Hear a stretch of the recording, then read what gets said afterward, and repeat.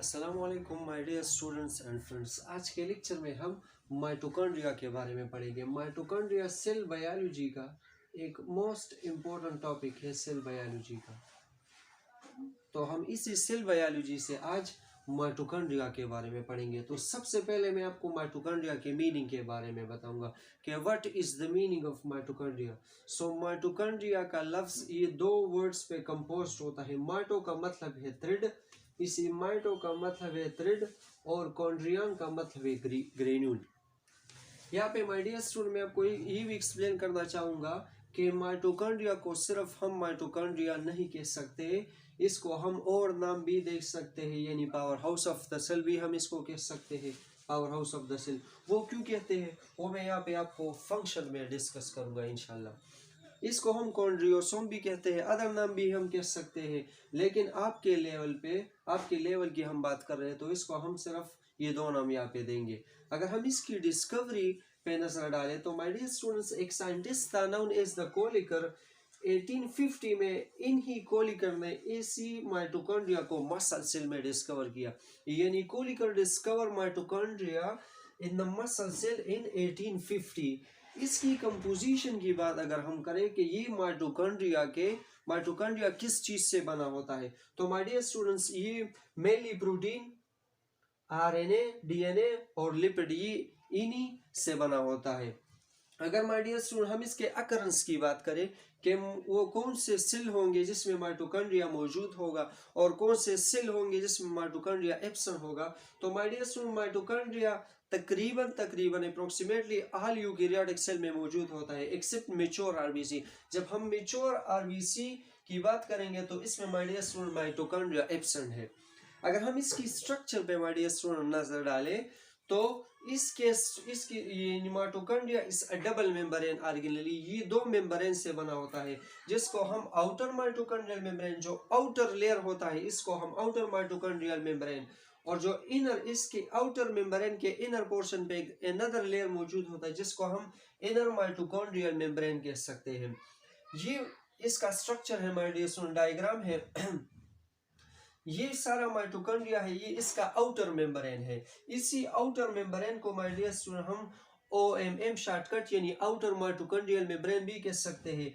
ये जो इसी आउटर मेम्ब्रेन के इनर पोर्शन पे एक अनदर मेम्ब्रेन, ये जो मैंने ब्लैक मार्कर से लिखा है, ड्रा किया है, इसको माय डियर स्टूडेंट हम शॉर्टकट IMM यानी इनर माइटोकॉन्ड्रियल मेम्ब्रेन कहते हैं। ये जो आपको फ्री स्पेस नजर आ रहा है between the outer membrane and the inner membrane, ये जो आपको आउटर और इनर मेम्ब्रेन के दरमियान जो फ्री स्पेस, ये वाला स्पेस जो आपको नजर आ रहा है, this space is actually known as the perimitochondrial space, यानी हम इसको शॉर्टकट PMS यानी पेरीमाइटोकॉन्ड्रियल स्पेस भी कह सकते हैं। अगर हम इसके मैट्रिक्स की बात करें, मैट्रिक्स से पहले मैं यहाँ पे एक्सप्लेन करना चाहूंगा, ये जो इनर मेम्ब्रेन है इस पे फिंगर लाइक स्ट्रक्चर अराइज होते हैं, ये जो आपको दिखाई दे रहे हैं ये वाले। This finger-like structure is actually known as the cristae. इसको माय डियर स्टूडेंट हम क्रिस्टिया कह सकते हैं। इसी क्रिस्टिया पे नोब-लाइक स्ट्रक्चर मौजूद होता है। Knob-like structure arise from the ये जो क्रिस्टिया है ना, इसी क्रिस्टिया पे नोब-लाइक स्ट्रक्चर अराइज होते हैं, जिसको माय डियर स्टूडेंट्स हम F1 F0 पार्टिकल भी कह सकते हैं, इसको हम एलिमेंट्री पार्टिकल भी कह सकते हैं, और इसको हम फंडामेंटल पार्टिकल भी कह सकते हैं। माय डियर स्टूडेंट्स ये जो आपको इनर मेम्ब्रेन के इनर साइड पे ये जो सारा फ्लूइड लाइक स्ट्रक्चर यहाँ पे मौजूद होता है इनर मेम्ब्रेन के इनर साइड पे, इसको माय डियर स्टूडेंट हम मैट्रिक्स कहते हैं। यानी अगर हम यहाँ पे देखें तो the fluid like structure which is present at the inner membrane side, this portion is actually known as the matrix. ये जो आपको सारा फ्लूइड लाइक स्ट्रक्चर नजर आ रहा है इसी इनर मेम्ब्रेन के इनर साइड पे फ्लूइड लाइक स्ट्रक्चर होता है, जिसको माय डियर स्टूडेंट हम मैट्रिक्स कहते हैं। इसी मैट्रिक्स की अगर हम बात करें, इसी मैट्रिक्स में माय डियर स्टूडेंट्स इसमें राइबोसोम भी प्रेजेंट होता है। Ribosomes are also present in the matrix of mitochondria. फिर अगर हम राइबोसोम की बात करें तो राइबोसोम दो किस्म के होते हैं, एक 70-80S होते हैं और एक 70S होते हैं। लेकिन जब हम इसी राइबोसोम की बात करेंगे तो इसमें my dear student 70s ribosome मौजूद होता है। ये एस क्या चीज है फिर हम राइबोसोम में इंशाल्लाह डिस्कस करेंगे। तो इसी मैट्रिक्स में माय डियर स्टूडेंट्स डीएनए भी मौजूद होता है, डीएनए भी मौजूद होता है। अगर हम इसी फिंगर लाइक स्ट्रक्चर क्रिस्टिया की बात करें तो इसमें एक रिएक्शन होता है known as the electron transport chain, जिसको हम शॉर्टकट ईटीसी भी कह सकते हैं।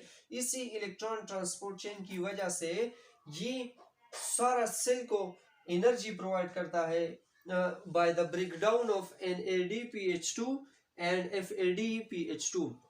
एक NADPH2 के ब्रेकडाउन से अप्रोक्सीमेटली 3 ATP पैदा होते हैं, जबकि एक FADH2 के ब्रेकडाउन से अप्रोक्सीमेटली 2 ATP पैदा होते हैं। तो ये ATP in the form of energy है, जिसकी वजह से हम ये कह सकते हैं कि mitochondria involve in the cellular respiration, यानी ये सेलुलर रेस्पिरेशन में हिस्सा लेते हैं and hence they provide energy to the cell. And ये बॉडी को, ये सेल को एनर्जी प्रोवाइड करता है। माय डियर स्टूडेंट्स, ये मैंने आपको क्रिस्टिया का डिफिनीशन यहाँ पे लिखी, यानी finger like structure arise from the inner mitochondrial membrane which is called the cristae. अगर हम इसी क्रिस्टिया की बात करें तो माय डियर स्टूडेंट्स यहाँ पे इलेक्ट्रॉन ट्रांसपोर्ट चेन होता है। My dear students, so that's all about mitochondria. Okay, thanks a lot.